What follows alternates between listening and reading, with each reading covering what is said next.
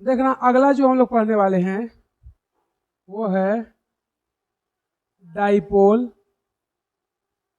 Movement, Hindi में बोलते हैं द्विध्रुव आघूर्ण।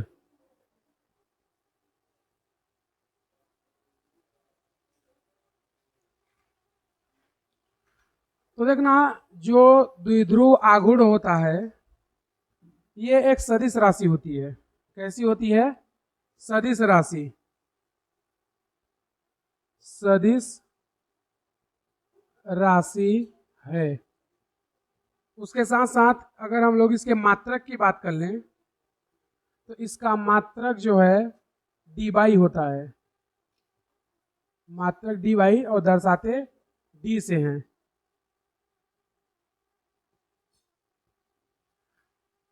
और अगर सदिश है तो इसमें डायरेक्शन या दिशा की भी जरूरत पड़ेगी। इसका डायरेक्शन होता है लो ईएन से हाई ईएन की ओर, मतलब कम ऋण विद्युता से अधिक ऋण विद्युता की ओर इसकी क्या होती है? दिशा। तो द्विध्रुव आघूर्ण होता क्या है कि जो हमारा बंध लंबाई होती है जिसको एंगस्ट्रॉम में नापते हैं और उसके साथ साथ इलेक्ट्रॉनिक आवेश, उन दोनों का गुणनफल क्या कहलाता है? द्विध्रुव आघूर्ण। मतलब जो हमारा म्यू, अच्छा इसको दर्शाते किससे हैं वो भी देते हैं। इसे म्यू से दर्शाते हैं या प्रदर्शित करते हैं या व्यक्त करते हैं। इसका परिभाषा अगर हम लोग बात करें या डेफिनेशन की तो परिभाषा क्या होती है? किसी बंध की बंध लंबाई वह इलेक्ट्रॉनिक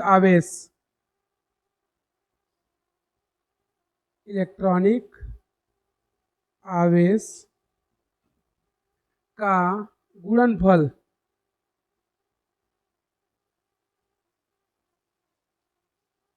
द्विध्रुव आघूर्ण कहलाता है। द्विध्रुव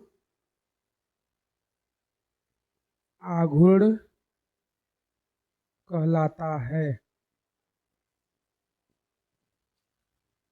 तो देखना ये जो बताया है, पहला की चीज क्या बताया? ये बंध लंबाई और दूसरा इलेक्ट्रॉनिक आवेश, इन दोनों का क्या होना चाहिए? गुणनफल। उसको क्या होता है? द्विध्रुव आघूर्ण। इसका मतलब ये बोलता है mu is equal e into d. E क्या है? इलेक्ट्रॉनिक आवेश। डी क्या है? बंध लंबाई या डिस्टेंस। तो यहाँ पर अगर ई बात करें या इलेक्ट्रॉनिक आवेश की या इलेक्ट्रॉन का आवेश, तो एक इलेक्ट्रॉन पर आवेश कितना होता है? 1.6 इंटू 10 की पावर माइनस 19 कूलाम। एक इलेक्ट्रॉन पर इतना आवेश होता है और एक कूलाम बराबर होता है 3 इंटू 10 की पावर 9 स्टेट कूलाम। और जो हमारी दूरी है, बंध लंबाई है या डी, इसको हम लोग हमेशा एंगस्ट्रॉन्ग में लेते हैं। और अगर हम लोग बात करें एक एंगस्ट्रॉन्ग की, ये बंध लंबाई है, बंध लंबाई। तो अगर हम लोग एक एंगस्ट्रॉन्ग की बात करते हैं, एक एंगस्ट्रॉन्ग बराबर होता है 10 की पावर माइनस 10 मीटर या 10 की पावर माइनस 8 सेंटीमीटर। तो जब हम लोग इसको आगे सॉल्व करते हैं तो म्यू बराबर ई का मान हमें पता है कितना? 1.6 इंटू 10 की पावर माइनस 19 कूलाम। तो लिख देते हैं 1.6 इंटू 10 की पावर माइनस 19 कूलाम। लेकिन कूलाम को भी चेंज करना है। एक कूलाम बराबर कितना होता है? 3 इंटू 10 की घात 3 इंटू 10 की पावर 9। और उसके साथ साथ देखोगे तो ये क्या है? State coulomb. और ये क्या है? सेंटीमीटर। तो ये जो हमारी लंबाई है इसको भी किस में रखेंगे? सेंटीमीटर, क्योंकि ये और ये सेम होना चाहिए। अगर कूलाम रख रहे हैं तो यहाँ पे मीटर लेंगे, अगर स्टेट कूलाम लेंगे तो यहाँ पर सेंटीमीटर लेंगे। तो दूरी हमारी कितनी हो जाएगी, 10⁻⁸ सेंटीमीटर। तो यहाँ से जो हमने लिया है, ये देखोगे 10⁻19 और ये 9, ठीक, और इधर ये -8, तो 19 और -8 कितना हो जाएगा, 27। ये -19 है, ये -8 है, दोनों जुड़ जाएंगे ना, जब आधार समान होती है तो घातें आपस में जुड़ जाती हैं। तो -19 -8 जुड़ जाएगा तो कितना आ जाएगा, 1.6 × 3 × 10⁻⁻27 × 10⁻9। अब ये जो 10⁻9 है उसको 27 में माइनस करो, कितना बचेगा,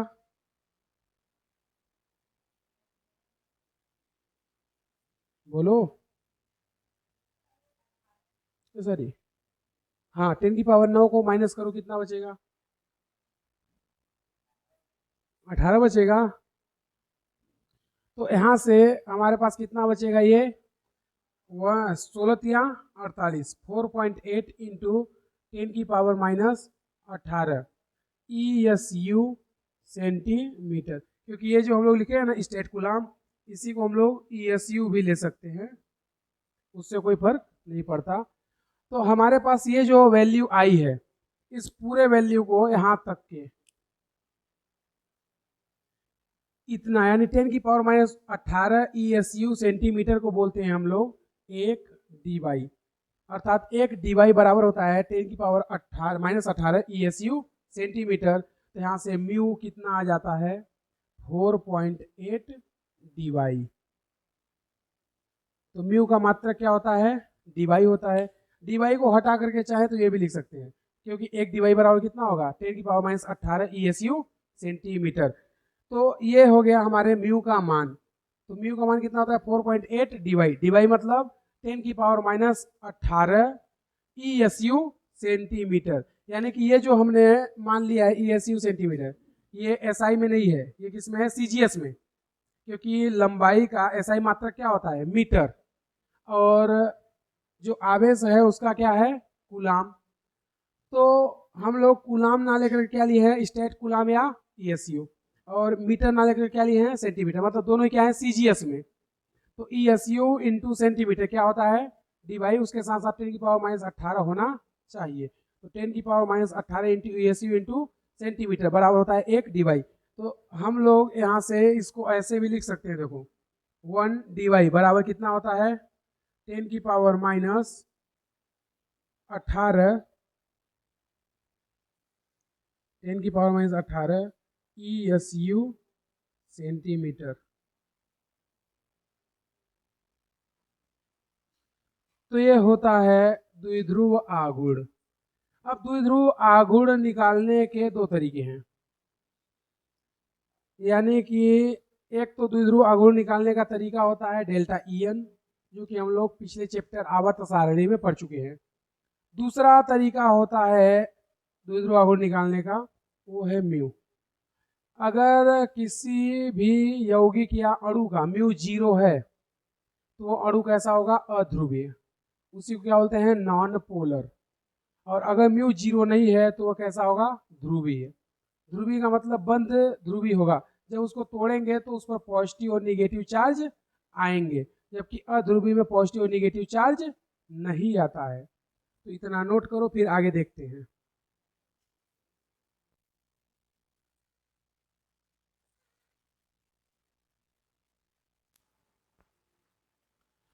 तो देखना, हम लोग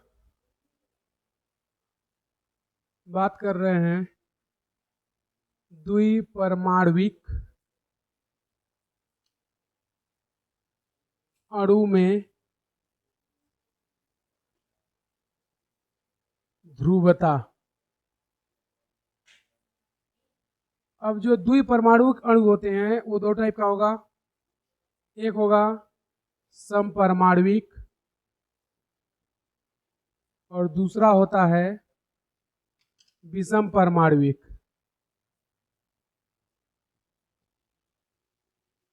तो समपरमाणुक मतलब सभी अणु कैसे होंगे, एक जैसे, जैसे अगर हम लोग बात करें एग्जाम्पल की,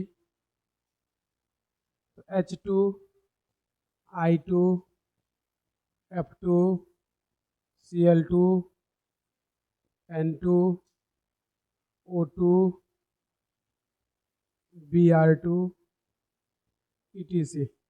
ये सब कैसे हैं? समपरमाणुविक, मतलब इसमें दोनों ही परमाणु समान है, हाइड्रोजन हाइड्रोजन, या आयोडीन, या तो फ्लोरीन या क्लोरीन, मतलब इसके जितने भी परमाणु होंगे सभी क्या होंगे? समान।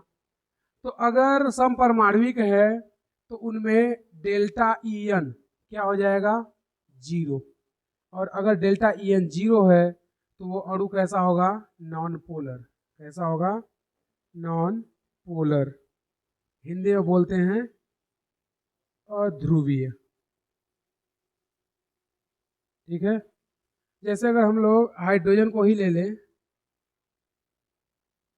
तो हाइड्रोजन, इसमें हम लोग देखना चाहते हैं कि ये कैसा होता है, ध्रुवीय या अध्रुवीय। तो जब द्विपरमाणुविक अणु होना चाहिए, सबसे जरूरी बात ये है, यानी 2 ही परमाणु होने चाहिए, 3 नहीं। तो द्विपरमाणुविक है तो ये भी हाइड्रोजन, ये भी हाइड्रोजन, तो क्या होगा? समपरमाणुविक, मतलब दोनों ही परमाणु क्या है? समान है। एक पहला परमाणु हो गया है, दूसरा, जितना EN इसका है उतना ही इसका है, 2.1 इसका भी होगा, 2.1 इसका भी होगा, तो EN का अंतर कितना आ जाएगा? 0। यानी कि इस बंध को तोड़ेंगे तो ना तो किसी पर प्लस आएगा ना किसी पर माइनस, यानी ये कैसा है? अध्रुवीय अणु या नॉन पोलर। अगर हम लोग बात करें विषम परमाणुओं की, तो एग्जाम्पल HF, HCl, HI, और अगर इसके डेल्टा EN की बात करें तो डेल्टा EN नॉट इक्वल 0, और ये अणु कैसा होता है? पोलर, हिंदी में बोलते हैं ध्रुवीय। जैसे अगर हम लोग बात कर लें HF की, तो फ्लोरीन का EN कितना? 4, हाइड्रोजन का EN कितना? 2.1, तो डेल्टा EN कितना आ जाएगा? 4 माइनस 2.1, तो यहाँ से डेल्टा EN कितना निकल के आ जाएगा? 1.9, 2 1 3 4, तो यहाँ से डेल्टा EN कितना निकल के आया? 1.9, मतलब 0 नहीं है। और जब 0 नहीं है तो वो कैसा होगा? ध्रुवीय। मतलब इनको अगर हम लोग यहाँ से ब्रेक करें तो ये प्लस तो ये माइनस, जिसका EN जितना ज़्यादा होगा वो माइनस लेगा, जिसका EN कम होगा वो प्लस लेगा।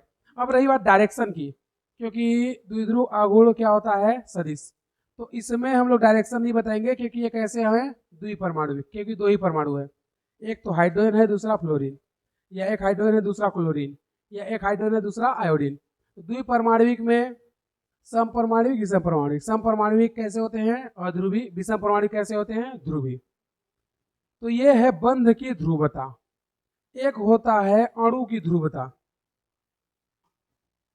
अणु की ध्रुवता, दोनों ही अलग अलग चीजें हैं। जैसे हमें एक एग्जांपल दे दिया CH4 मेथेन, ठीक है, तो वो हमसे पूछ रहा है कि ये मेथेन कैसा होगा। तो मेथेन जो अणु है इसका म्यू होता है 0, लोन पेयर भी इसके पास है 0, इसलिए ये कैसा होगा? नॉन पोलर, या हिंदी में बोले तो अध्रुवीय। लेकिन अगर हम लोग कार्बन हाइड्रोजन के बंध की बात करें, यानी कि जैसे ये कार्बन, ये क्या हो गया? हाइड्रोजन, ये भी हाइड्रोजन, ये भी हाइड्रोजन, और ये भी हाइड्रोजन, तो CH4 अध्रुवीय है। लेकिन कार्बन और हाइड्रोजन के बंध, यानी इस बंध की बात करें, या इस बंध की, या इसकी, तो इसका EN कितना? 2.1, इसका EN कितना? 2.5, यानी कि इसका डेल्टा EN वो 0 नहीं है, म्यू 0 है, लेकिन डेल्टा EN 0 नहीं है। तो अगर किसी का म्यू 0 होता है तो वो बताता है कि अणु या यौगिक ध्रुवीय होगा या नहीं। लेकिन अगर बंध यानी डेल्टा EN 0 है या नहीं, वो बताता है बंध की ध्रुवता। तो दोनों अलग अलग चीजें हैं। डेल्टा EN क्या बताएगा? कार्बन हाइड्रोजन बंध ध्रुवीय होगा या अध्रुवीय। और म्यू क्या बताएगा? पूरा का पूरा मेथेन CH4 ध्रुवीय होगा या अध्रुवीय। तो मेथेन अध्रुवीय है, लेकिन कार्बन हाइड्रोजन बंध कैसा है? ध्रुवीय। क्यों है? क्योंकि यहाँ पे डेल्टा ई एन का अंतर जीरो नहीं हो रहा है। भाई अगर यहाँ पर डेल्टा ई एन जीरो होता तब ना अध्रुवीय होता, लेकिन वहां पर डेल्टा ई एन जीरो नहीं है, और जीरो नहीं है तो कैसा होगा? ध्रुवीय। तो कार्बन हाइड्रोजन बंध ध्रुवीय है, लेकिन पूरा का पूरा CH4 कैसा है? अध्रुवीय। तो ये अणु की ध्रुवता हम लोग किससे चेक करेंगे? म्यू से। और ये किसकी ध्रुवता बताता है? बंध की। बंध की ध्रुवता किससे चेक करते हैं? डेल्टा ई एन से। और अणु की ध्रुवता किससे चेक करते हैं? म्यू से। तो अणु ध्रुवीय है या नहीं अलग चीज है, बंध ध्रुवीय है या नहीं अलग चीज है। जैसे इसका देखोगे तो CH4 अध्रुवीय है लेकिन बंध ध्रुवीय है। और ऐसा भी हो सकता है कि अणु भी अध्रुवीय हो और बंध भी अध्रुवीय हो, या हो सकता है कि दोनों ही कैसे हैं? ध्रुवीय हो, मतलब ये भी ध्रुवीय हो और बंध भी ध्रुवीय हो। तो कोई भी कंडीशन हो सकता है। तो बंध की ध्रुवता किससे चेक करेंगे? डेल्टा ई एन से। और अणु की ध्रुवता किससे चेक करेंगे? डाइपोल मूवमेंट यानी म्यू से। समझे? नोट कर लो।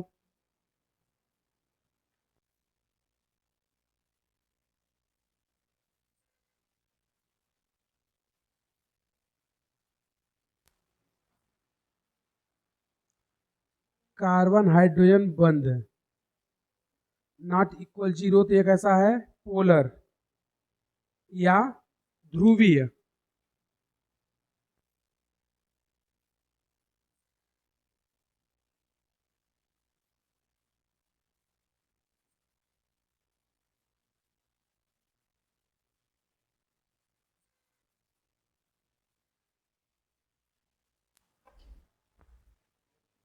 तो देखना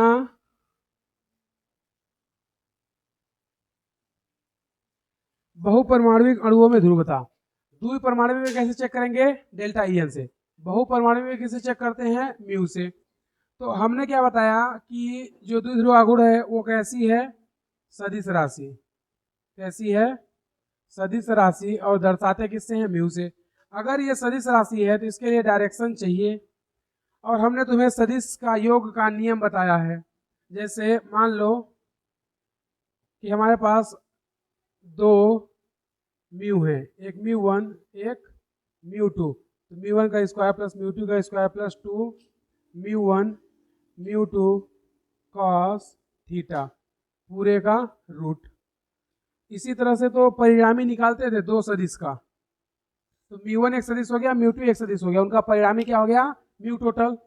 तो म्यू टोटल निकालेंगे कैसे? म्यू वन का स्क्वायर प्लस म्यू टू का square plus two mu one mu two cos theta पूरे का रूट। ऐसे ही हम लोग निकालते थे वेक्टर में।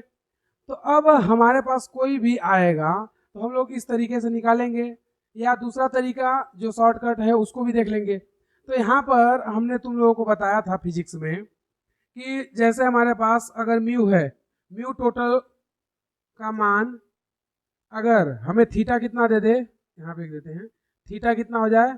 180 डिग्री। 180 डिग्री का मतलब कि म्यू वन और म्यू टू दोनों की दिशा क्या है? विपरीत है। 180 डिग्री मतलब एक उधर लग रहा है, एक इधर, दोनों की दिशा क्या है? विपरीत है। तो दोनों क्या होंगे? एक दूसरे के विपरीत या अपोजिट। और अगर दोनों विपरीत होंगे तो म्यू टोटल cos 180 का मान कितना होता है? -1। तो यहाँ से आता कितना है मान? Mu one minus mu two. और ये जो वैल्यू होती है ये कितनी होती है? मिनिमम। और म्यू टोटल का मान मैक्सिमम कब होता है? जब थीटा कितना हो जाए? 0 डिग्री। तो उस समय दोनों ही क्या होते हैं? एक ही दिशा में। एक ही दिशा में मतलब म्यू वन और म्यू टू दोनों ही क्या हो जाए? जैसे मान लो कि ये एक कण है, इधर लग रहा है म्यू वन, और दूसरा कण इधर लग रहा है म्यू टू। दोनों एक दूसरे क्या है? विपरीत। इसमें देखोगे तो ये एक कण इधर लग रहा है म्यू वन, और दूसरा इधर ही लग रहा है म्यू टू। तो दोनों की दिशाएं क्या हो गई? समान।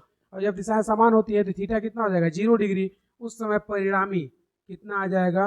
वो आता है mu one plus mu two. और ये वैल्यू कितनी होती है? मैक्सिमम। तो ये हमारे पास दो कंडीशन है कि कब अधिकतम होता है, कब न्यूनतम होता है। तो अधिकतम कब होगा? जब थीटा कितना हो जाए? 0 डिग्री, मतलब दोनों ही एक ही दिशा में हो जाए। मिनिमम कब होगा? जब दोनों ही एक दूसरे के क्या हो जाए? विपरीत दिशा में। तो जब विपरीत दिशा में होंगे तो थीटा कितना आ जाएगा 180 डिग्री, और 180 डिग्री का मान कितना होता है -1। तो वहां से हम लोग कर सकते हैं। अगला जो है, इसमें हम लोग इस तरीके से हर बार नहीं करेंगे, हम लोग कुछ दूसरा तरीका अपनाएंगे। वो दूसरा तरीका क्या है कि लोन पेयर है या नहीं, अगर लोन पेयर है तो ठीक है, नहीं है तो फिर और भी अच्छी बात है। तो देखना, अगर हम लोग दूसरे तरीके की बात करें तो ये तो सूत्र से हो गया, लेकिन हमें हर बार सूत्र लगाने की जरूरत नहीं है। हम लोग जो ट्रिक यूज करेंगे वो क्या, सबसे पहला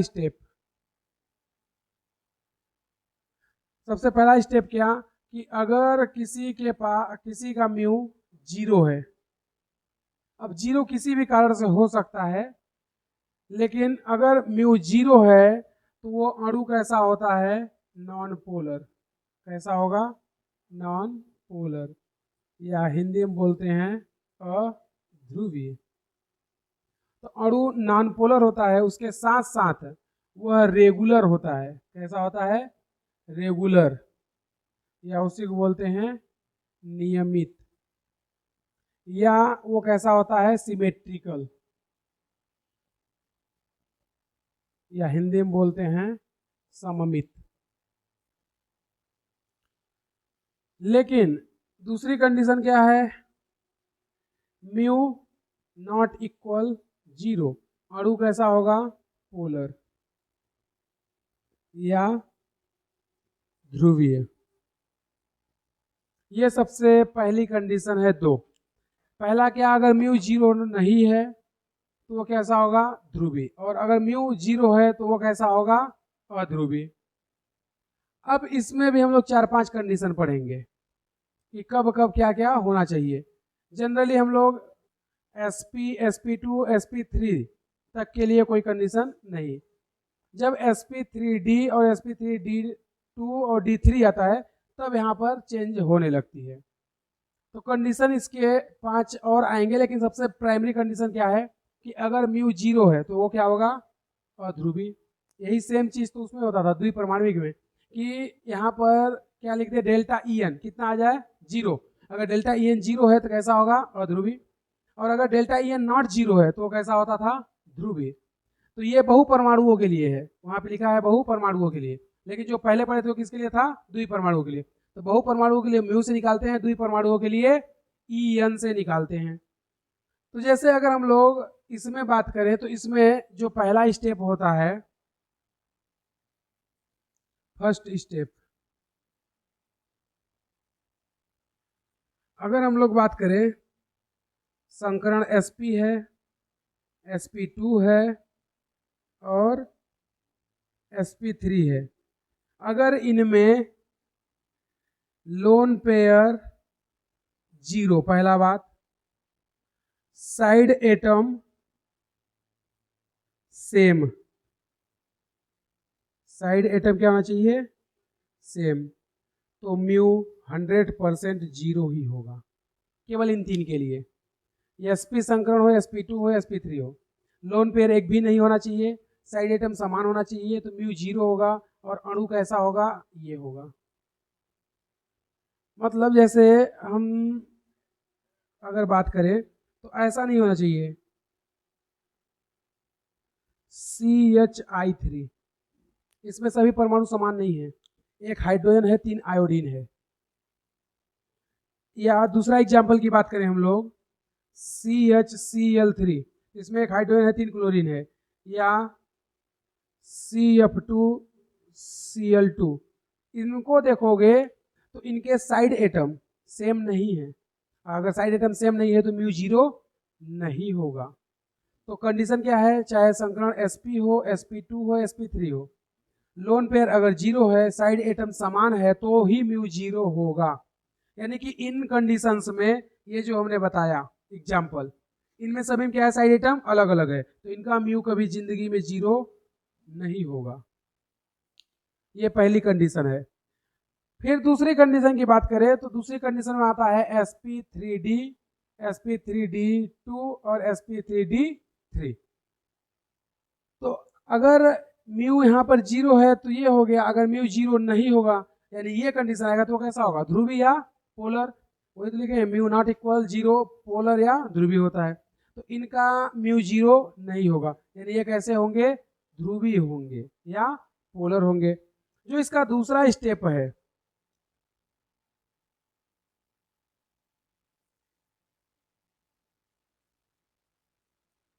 सेकेंड स्टेप, सेकेंड स्टेप में पहला क्या, sp3d और दूसरा sp3d2 और sp3d3। इसमें लोन पेयर 3 होना चाहिए और इसमें लोन पेयर 2 होना चाहिए। ये कंडीशन है कि अगर इतना लोन पेयर है तो ही काम बनेगा, अदरवाइज नहीं बन सकता।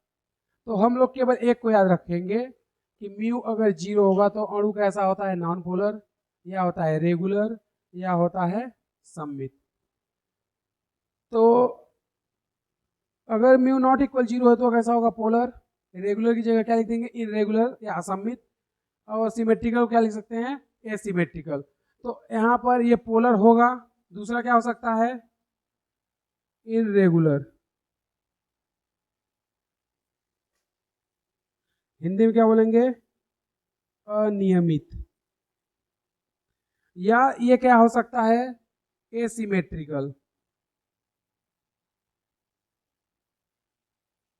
यानी असममित।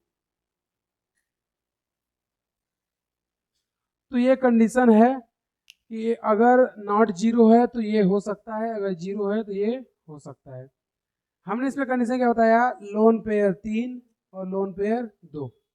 अगर ऐसा कुछ कंडीशन आएगा तो ही म्यू 0 होगा, अदरवाइज म्यू 0 नहीं हो सकता है। और म्यू अगर 0 है तो वो अणु कैसा होगा, अध्रुवीय या नॉन पोलर। तो अगर म्यू 0 है तो अध्रुवीय या नॉन पोलर होगा, अगर म्यू 0 नहीं है तो कैसा होगा, वो ध्रुवीय। अब अणु ध्रुवीय हो भी सकता है और नहीं भी।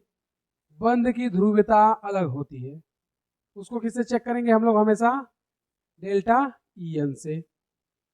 तो इसमें अगर हम लोग बात करें sp3d2 और sp3d3 में, अगर ये कंडीशन आया, क्या क्या, 2 लोन पेयर है या 3 लोन पेयर है, ठीक है, उसके साथ साथ साइड एटम सेम होना चाहिए, साइड एटम सेम, तो म्यू 0 होगा। इसका अपवाद या एक्सेप्शन,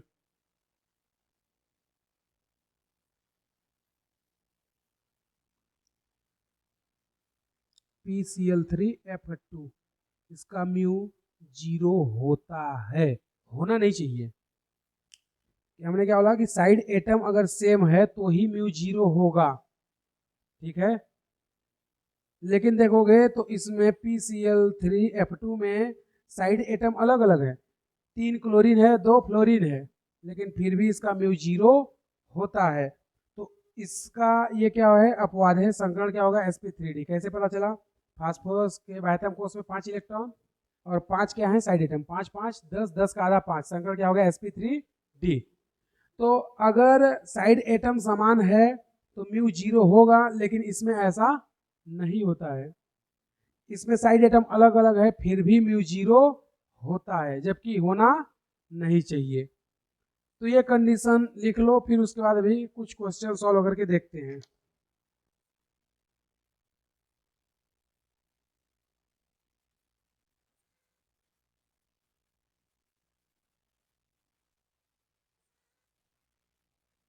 लिखना एग्जाम्पल,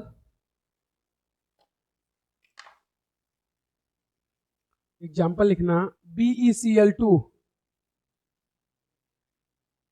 BeCl2, उसके नीचे दूसरा एग्जाम्पल लिखना, एक लाइन छोड़ के, BeCl3,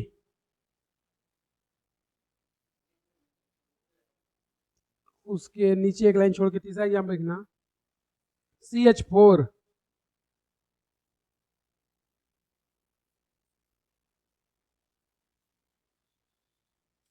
अगला PCl5,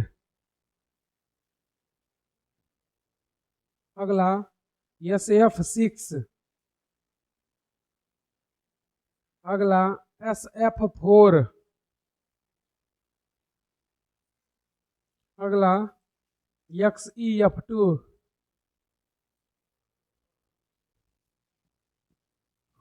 अगला I3-,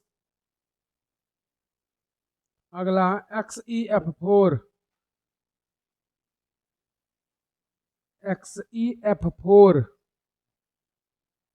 अगला NH3,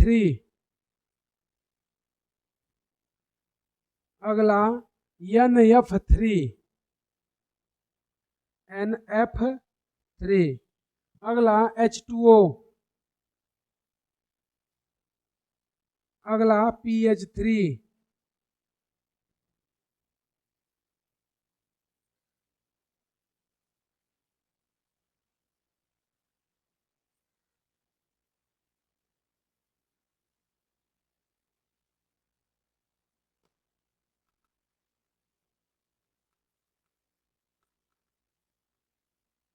लिख चुके।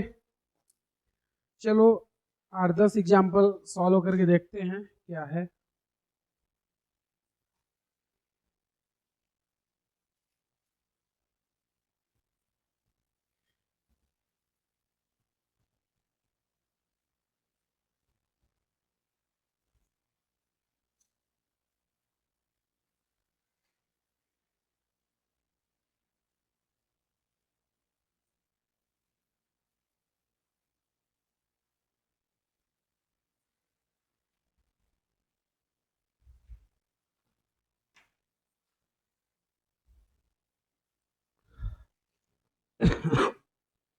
Example number first, BeCl2।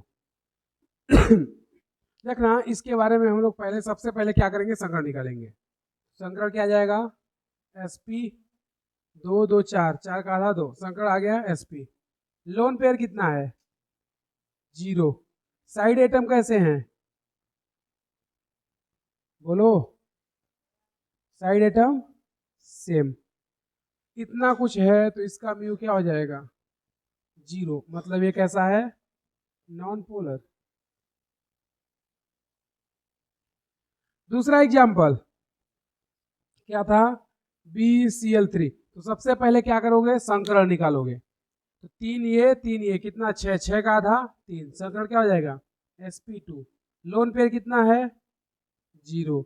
Side atom सभी समान है क्योंकि सभी क्या है, क्लोरीन ही है। तो साइड एटम क्या है, ये सेम।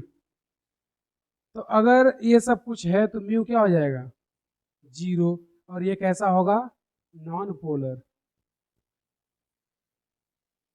तीसरा एग्जाम्पल CH4। सबसे पहले क्या निकालें, संकरण, क्या आ जाएगा, Sp3। अब उसके बाद इसके पास लोन पेयर कितना है, 0। साइड एटम सभी हाइड्रोजन ही है और सभी क्या है, समान है। तो साइड एटम वो सभी क्या है, सेम। तो म्यू इसका भी क्या हो जाएगा, 0। ये भी क्या होगा, नॉन पोलर। फोर्थ एग्जाम्पल क्या बोला था, PCl5। तो सबसे पहले हम लोग क्या निकालेंगे, संकरण। इसका संकरण क्या आ जाएगा, Sp3D। तो इसके पास लोन पेयर कितना है, 0। साइड एटम सभी समान है, सभी क्या है, क्लोरीन है। साइड एटम वो सब क्या है, सेम। तो इसका भी म्यू क्या हो जाएगा, 0। ये कैसा होगा, नॉन पोलर। पांचवा एग्जाम्पल क्या था, SF6। सबसे पहले संकरण 6, 6, 12 यानी Sp3D2। लोन पेयर कितना है, 0। साइड एटम सभी क्या है, फ्लोरीन ही है यानी समान है। तो ये क्या हो जाएगा, म्यू 0। और अगर म्यू 0 है तो अणु या यौगिक कैसा होगा, नॉन पोलर। अगला 6वां नंबर SF4 संकरण 4 और 6 कितना होगा 10, 10 का आधा 5 sp3d। लेकिन लोन पेयर यहाँ पर एक आ गया। कैसे? हमारा आंसर कितना आया 5, साइड एटम कितने हैं 4, तो एक क्या बच गया लोन पेयर। अगर एक लोन पेयर है, साइड एटम तो अभी भी सेम है, साइड एटम अभी भी सभी के सभी क्या हैं फ्लोरीन है, लेकिन एक लोन पेयर आ गया और इसके कारण इसका म्यू 0 नहीं होगा। यानी एक भी लोन पेयर किसी के पास आ गया तो म्यू 0 नहीं होगा और ये कैसा हो जाएगा पोलर। 7वां XeF2 यही है। तो सबसे पहले इसका क्या निकाले संकरण 8 2 10 यानी sp3d। लोन पेयर कितना हो जाएगा 3, भाई आंसर आ रहा है 5, अणु कितने हैं 2, तो लोन पेयर कितना हो गया 3। साइड एटम तो सभी समान ही है, साइड एटम ये सब क्या है सेम, लेकिन लोन पेयर है और लोन पेयर का म्यू 0 नहीं होगा, ये कैसा हो जाएगा पोलर। अगला एग्जांपल क्या था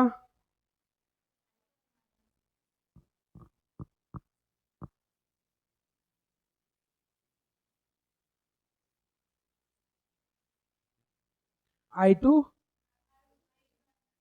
I3 माइनस I3 माइनस, इसका संकलन हम लोग पहले ही पढ़ चुके हैं sp3d। लोन पेयर कितना होता था 3, कहानी सेम है, साइड एटम सेम, ये भी कैसा हो जाएगा म्यू नॉट इक्वल 0 होगा पोलर। अगला क्या था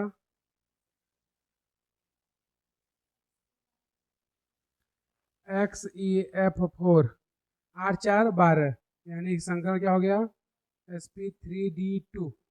हमारा आंसर 6 आया है, साइड वाले कितने हैं 4, तो लोन पे कितना हो गया 2। तो अब देखोगे ये कंडीशन वाला आ गया, अगर इसमें कितना लोन पेयर होता 3 तो म्यू 0 होता, लेकिन अभी कितना है 2, मतलब म्यू 0 नहीं होगा, ये ध्यान रखना। साइड एटम तो अभी भी क्या है समान है, साइड एटम अभी भी क्या है सेम है, तो म्यू इसका क्या हो जाएगा नॉट इक्वल 0 और अणु कैसा होगा पोलर। 10वां क्या है NH3, तो NH3 का संकरण क्या होगा sp3, lone pair 1, side atom same, side atom same, और अगर ये सब कुछ सेम है लोन पेयर है तो म्यू क्या हो जाएगा नॉट इक्वल 0, ये कैसा होगा पोलर। अगला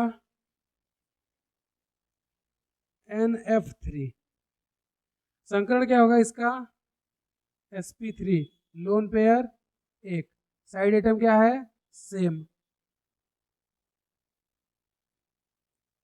साइड एटम सेम, लेकिन एक लोन पेयर है इसलिए म्यू नॉट इक्वल 0 होगा कैसा ये पोलर। समझे? अब कितना बचा है 2 और बचा है, 2 तुम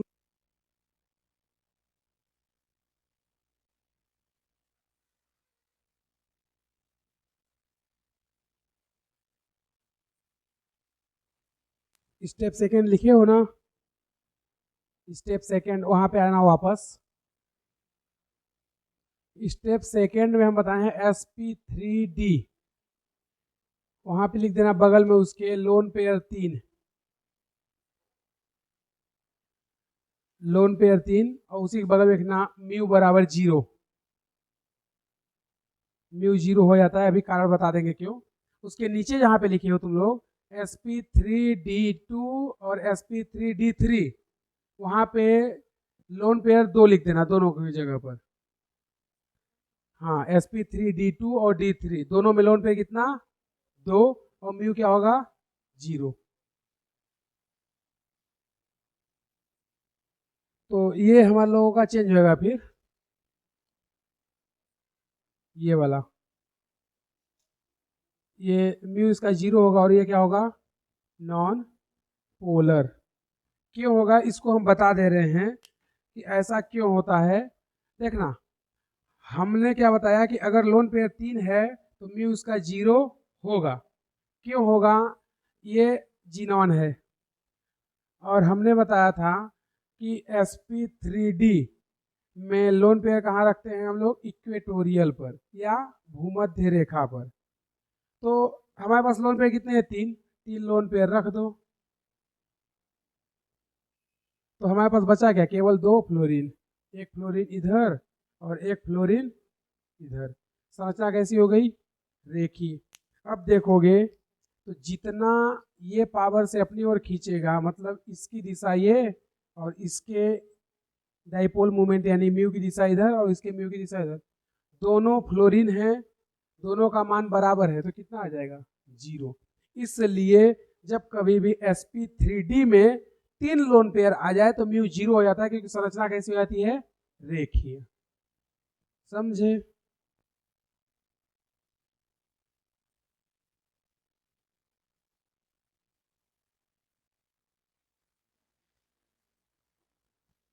PH3 NH3 H2O में द्विध्रुव आघूर्ण। देखना PH3 की संरचना कुछ इस तरीके से होती है, ये फास्फोरस, ये हाइड्रोजन, ये हाइड्रोजन और ये हाइड्रोजन, एक इसके पास लोन पेयर। अमोनिया की भी संरचना इसी तरह से होती है, ये इसके पास लोन पेयर, हाइड्रोजन, हाइड्रोजन और हाइड्रोजन। H2O की संरचना इस तरीके से होती है और 2 इसके पास लोन पेयर। ठीक है, इसमें हमसे पूछ रहा है कि द्विध्रुव आघूर्ण का क्रम क्या होगा, यानी सबसे ज्यादा द्विध्रुव आघूर्ण किसका होगा, सबसे कम किसका होगा। तो देखना, फास्फोरस का EN कितना होता है, 2.1। फास्फोरस का EN कितना होता है, 2.1। हाइड्रोजन का EN भी कितना, 2.1। अगर दोनों का EN समान हो गया तो इनमें कोई भी द्विध्रुव आघूर्ण लगेगा ही नहीं, मतलब इनकी डायरेक्शन नहीं दे सकते, यानी कि जितना ये बल लगा के खींचेगा उतना ये भी खींचेगा। तो इसमें ये तीनों क्या हो जाएंगे, 0। केवल ये बस इसको ऊपर लेके चलेगा।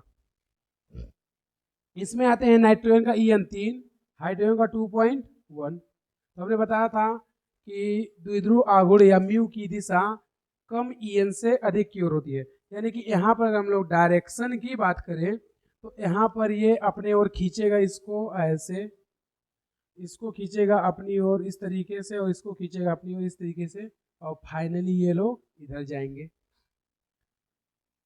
इसमें आ जाओ तो ऑक्सीजन का EN 3.5 और हाइड्रोजन का 2.1। तो EN इसका ज़्यादा है तो डायरेक्शन इधर हो जाएगी, यानी कि ऑक्सीजन हाइड्रोजन को अपनी ओर ऐसे खींचेगा और ये भी अपनी ओर ऐसे खींचेगा। ये लोन पेयर इधर चलेगा और ये इधर चलेगा। तो फाइनली देखोगे तो यहाँ पर 2.1 है, यहाँ भी 2.1, यहाँ भी 2.1, ये 3 है जबकि ये 3.5 है, मतलब उसका EN ज़्यादा है। तो ऑक्सीजन ज़्यादा पावर से और ज़्यादा तेजी से चलेगा क्योंकि उसके लोन पेयर भी ज़्यादा है। तो ऑक्सीजन ज़्यादा तेजी से चलेगा, इसलिए सबसे ज़्यादा द्विध्रुव आघूर्ण किसका होगा, H2O का, उसके बाद NH3 का, उसके बाद PH3 का। यहाँ पे ये तीनों हाइड्रोजन का कोई योगदान नहीं है, क्यों, क्योंकि दोनों का EN क्या हो गया, समान। तो अब केवल लोन पेयर के कारण ये गति करेगा, जबकि इसमें ये इस इधर और ये इधर तीनों चलेंगे, उसके साथ साथ लोन पेयर भी चलेगा। तो यहाँ पर अगर हमसे क्रम पूछा जाए तो सबसे ज़्यादा किसका होता है, H2O का, उसके बाद NH3 का और उसके बाद PH3। ये हो गया म्यू या द्विध्रुव आघूर्ण का क्रम। दूसरा नंबर क्वेश्चन देखना, दूसरा नंबर क्वेश्चन,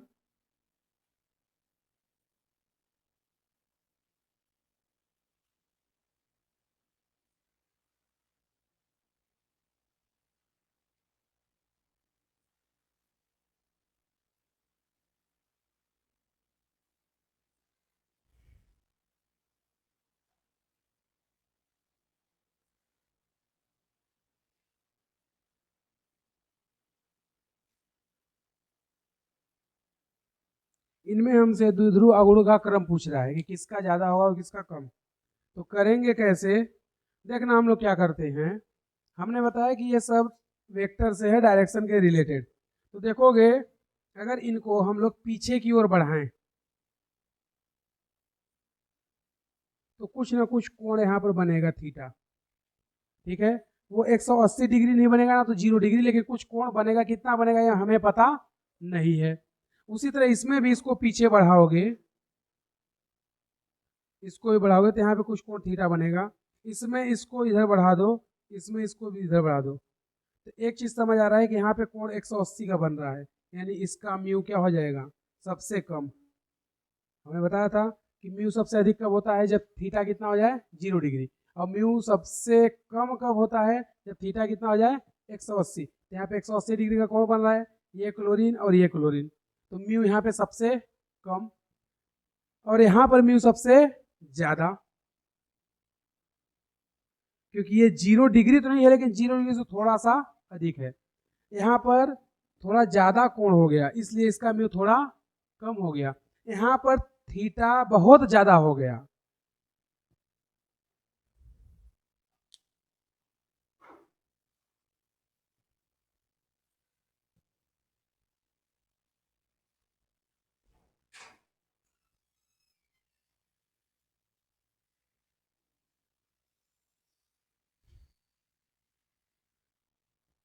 चोरी नियर का खोल के आ गई जी।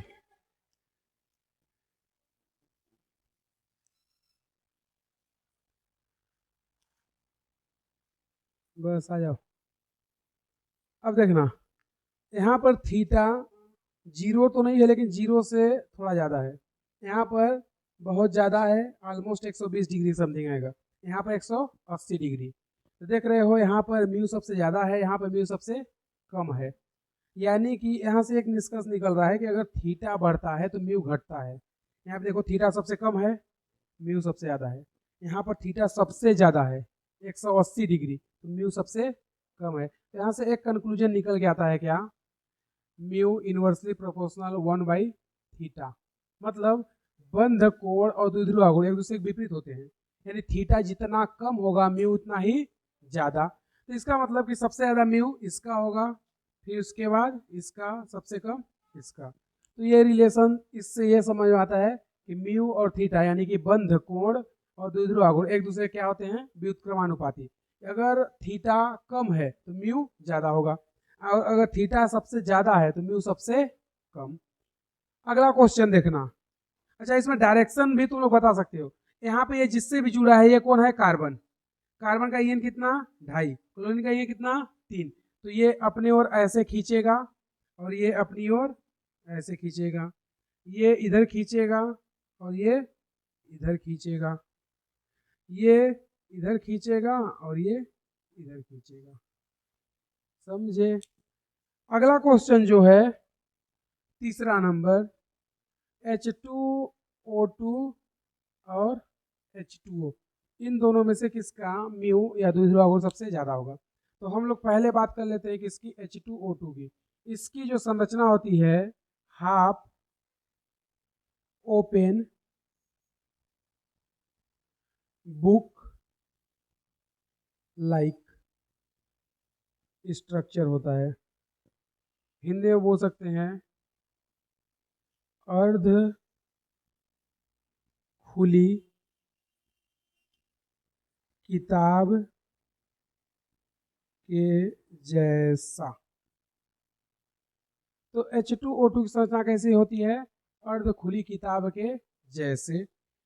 देखते हैं कैसा होता है। यहाँ पे होता है ऑक्सीजन और यहाँ भी होता है ऑक्सीजन, ये इधर हाइड्रोजन और ये इधर हाइड्रोजन और ये ऑक्सीजन और ये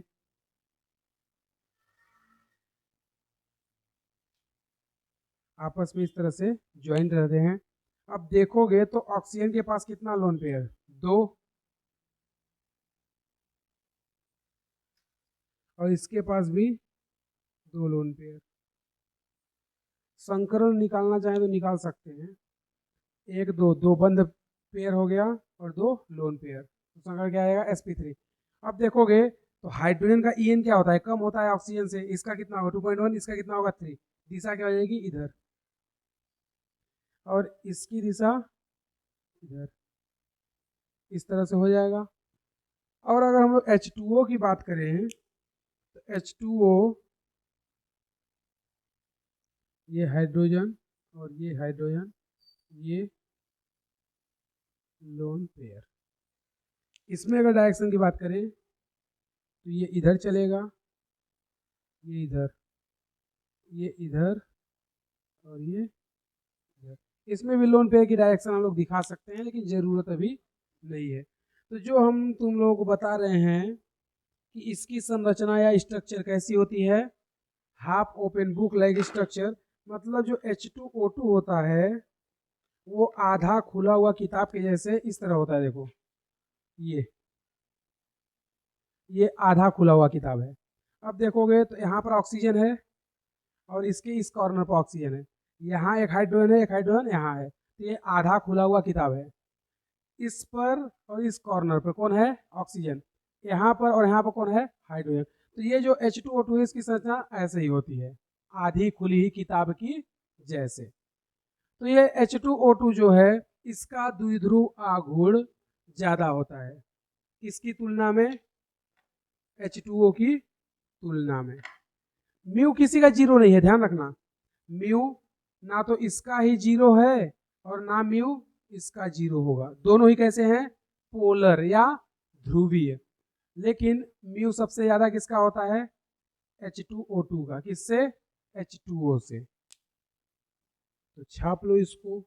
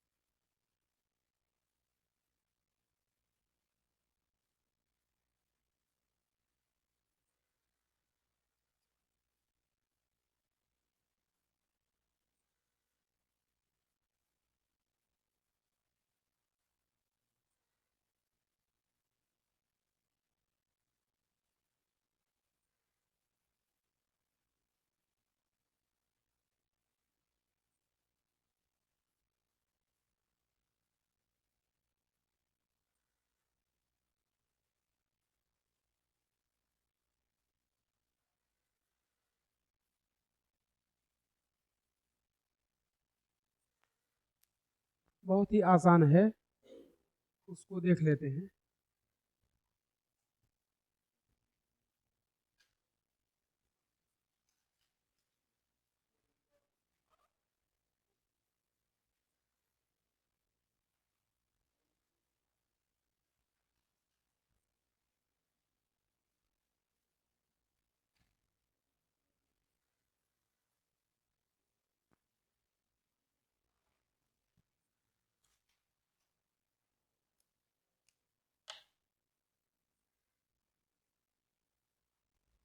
देखना अगला जो क्वेश्चन है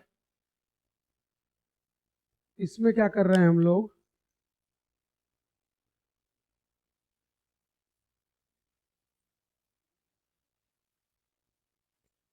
NO2,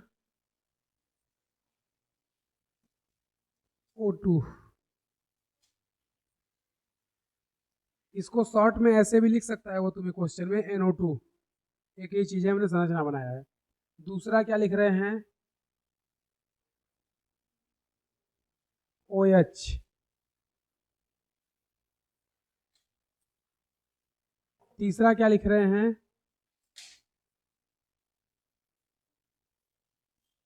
Cl,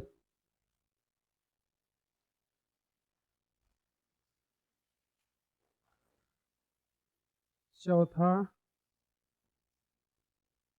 SH, पांचवा Cn, और छठवा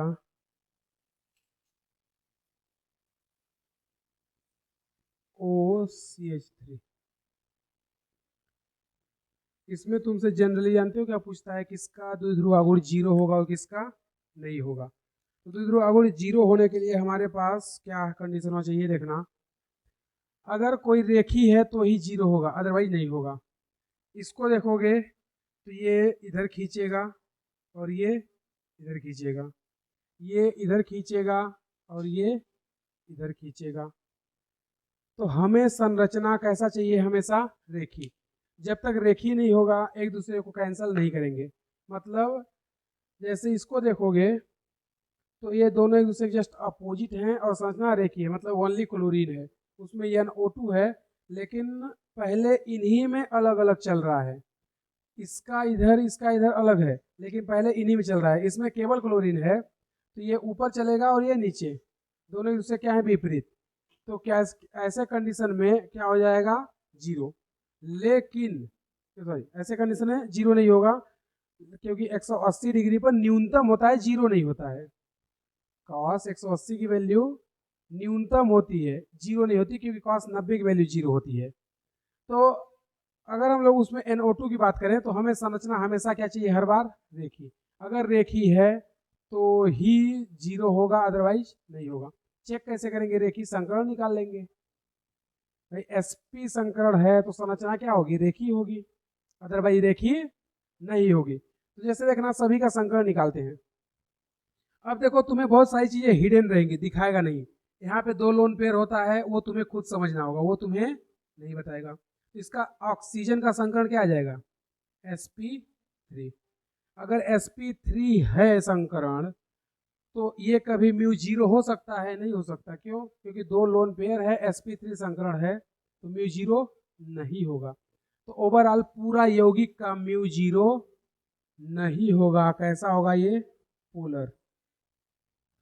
इसके पास आ जाओ, ये देखोगे तो ये एक्चुअल में ऐसे होता है, देखना, C ट्रिपल बॉन्ड N ऐसे कर दो, या इसको ऐसे भी कर सकते हो, C ट्रिपल बॉन्ड N, दोनों एक ही चीज है।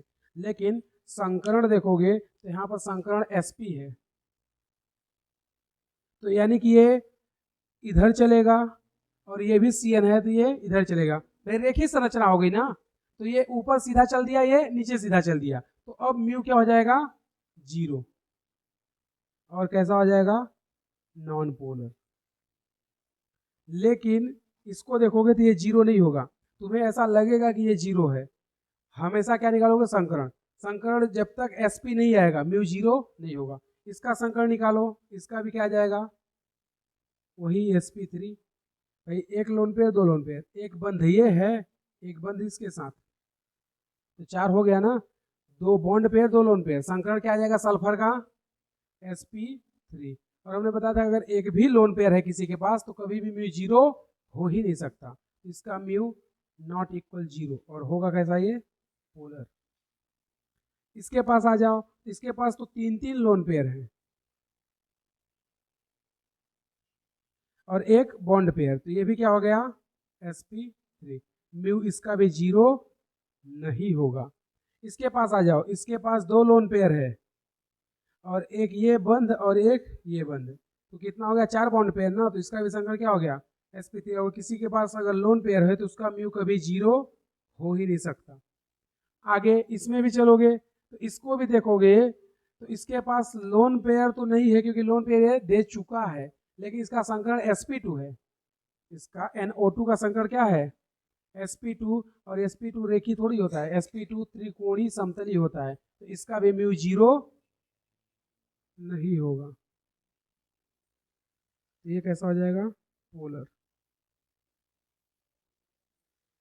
समझे। तो ये क्वेश्चन कई बार आया है एग्जाम में, दे देगा तुम्हें 4 ऑप्शन, पूछेगा कि सर इसका म्यू 0 होगा, इसलिए क्योंकि इसके पास लोन पेयर नहीं है ना, इसके पास लोन पेयर 0 है तो म्यू 0 ही होगा, नॉन पोलर। बाकी इनके पास लोन पेयर है, इसके पास भी है, इसके पास भी है, यहाँ पे लोन पेयर नहीं है, लेकिन ये रेखी भी है, ये भी ध्यान रखना है। लोन पेयर 0 है, यहाँ पर भी लोन पेयर 0 है, तो म्यू 0 है। यहाँ पे लोन पेयर है, तो देखोगे इसको छोड़ दो और इसको छोड़ दो, तो सभी के पास लोन पेयर है। और अगर किसी के पास लोन पेयर है और संकरण sp2 sp3 है तो वो म्यू 0 कभी नहीं होता, ऐसा बताए थे फर्स्ट स्टेप में। तो वो वही है कि इनमें से केवल 2 का म्यू 0 होता है। तुम्हें 4 ऑप्शन देगा, पूछ सकता है किसका म्यू 0 होता है और किसका नहीं होता। तो तुम लोग सबसे पहले तो यही देख करके बता देना क्या कि लोन पेयर किसके पास है। इसके पास देखोगे लोन पेयर है, कितना है 2, पूरा इधर का नहीं ले रहे हैं हम, केवल नीचे नीचे का लोन पेयर 2। इसके पास लोन पेयर 0, इसके पास लोन पेयर 2, इसके पास लोन पेयर 3, इसके पास लोन पेयर 2 और इसके पास लोन पेयर 0। तो जिसके जिसके पास लोन पेयर रहेगा उसका म्यू 0 नहीं होगा। ऐसी संरचना में बात कर रहे हैं, बाकी जगह में कंडीशन तुम्हें बताई है। लिख चुके, जल्दी खड़खड़ा के लिखो इसको। फिर उसके बाद अगला थोड़ा सा और देखेंगे क्या है, फिर उसके बाद कहानी खत्म। तो इसको जल्दी से लिख लो, फिर उसके बाद थोड़ा और देखेंगे इसमें क्या क्या है, फिर बात करते हैं।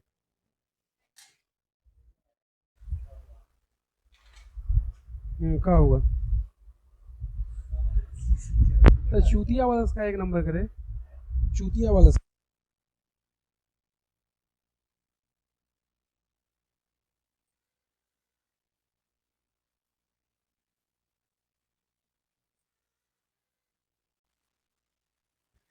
देखना 2 कंडीशन तुम्हें बता रहे हैं। नंबर पहला,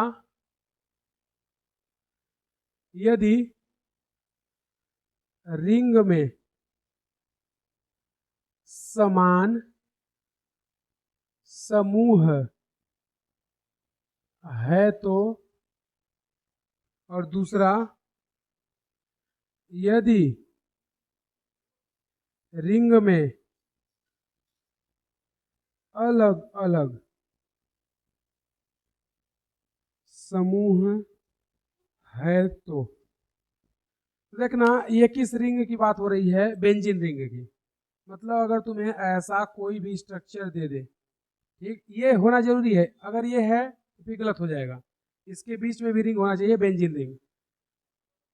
तो अगर बेंजीन रिंग है तो बेंजीन रिंग में तुम्हें, जैसे यहाँ पे जो पहले एग्जांपल देखे थे, क्लोरीन क्लोरीन, यहाँ पर क्लोरीन क्लोरीन, यहाँ पर क्लोरीन और क्लोरीन। तो देखना जब कभी भी ऐसे ये पास पास है 1 2 कहीं भी रहे, अगर इसको यहाँ से मिटा के यहाँ कर दो क्लोरीन, तो भी कंडीशन अभी भी क्या है 1 2। तो चाहे इस पर रहे या इस पर, कंडीशन हमेशा क्या रहना चाहिए 1 2। तो इसको हम लोग बोलते हैं आर्थो, क्या बोलते हैं? आर्थो, शॉर्ट में ओ बोल देते हैं। और अगर कंडीशन है 1 3, चाहे यहाँ लगाओ चाहे यहाँ लगाओ, उससे कोई फर्क नहीं पड़ता। अब जरूरी है कि तुम्हें ऐसे ही लगा के दे, देखना जैसे वो ऐसे भी तुम्हें दे सकता है,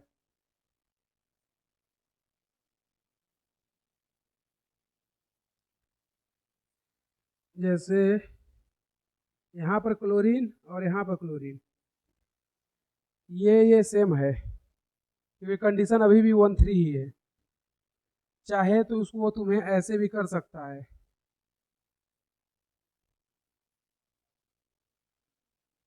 1 2 3, देखोगे अभी भी 1 3 ही है। मतलब सीधा सा तुम्हें क्या पता होना चाहिए, 1 3 होना चाहिए। अगर 1 2 है, चाहे वो कहीं से भी चालू करे, 1 2 होना चाहिए। अगर तुम्हें जैसे वो ऐसे करके दे दिया है, ये कंडीशन है 1, ये 2, तो ये क्या हो जाएगा आर्थो, ठीक है। तो जरूरी है कि यहीं पे हमेशा दे, यहाँ दे यहाँ दे कहीं भी दे, 1 2 मिलेगा हमेशा आर्थो, 1 3 मिलेगा मेटा। अब जरूरी है कि वो यहीं पे रखे, यहाँ यहाँ रख देगा, यहाँ रख सकता है, यहाँ रख सकता है, कहीं से भी रख सकता है। और अगर 1 3 आए तो उसको हम लोग बोलते हैं मेटा, शॉर्ट में बोलते हैं एम। और अगर 1 4 कंडीशन आ जाए तो उसको हम लोग, जब 1 4 कंडीशन आती है तो उसको पैरा बोलते हैं। इसी तरह अगर अलग अलग समूह होता है तो उसमें हम लोग कंडीशन देखेंगे कि इसका सीक्वेंस क्या होगा डाइपोल मूवमेंट का। जो फर्स्ट वाला कंडीशन है, यदि रिंग में सभी समूह समान है, यानी कि क्लोरीन क्लोरीन या OH OH हो, तो ऐसे कंडीशन में डाइपोल मूवमेंट या द्विध्रुव आघूर्ण का क्रम जो होता है वो होता है OMP, ओम प्रकाश। मतलब सबसे पहले आर्थो, फिर मेटा, फिर पैरा। लेकिन अगर अलग अलग ग्रुप हो तो ऐसे कंडीशन में जो डाइपोल मूवमेंट या द्विध्रुव आघूर्ण का क्रम होता है वो जस्ट इसका उल्टा होता है, PMO। यानी पहले पैरा होगा, फिर मेटा होगा, उसके बाद आर्थो होगा।